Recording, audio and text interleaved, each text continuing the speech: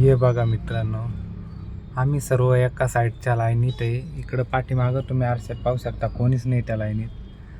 आणि ह्या रिक्षावाल्याला काही एवढी घाई झाली समजत नाही गाड्या. नुसतं याला घाई या रिक्षावाल्यानं एकदम पानचट लोक आहेत.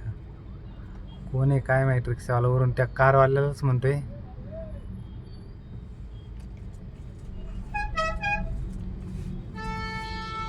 आता एवढी ट्रॅफिक झाली, कोणीच गाडीच्या मागं नाही, काय नाही.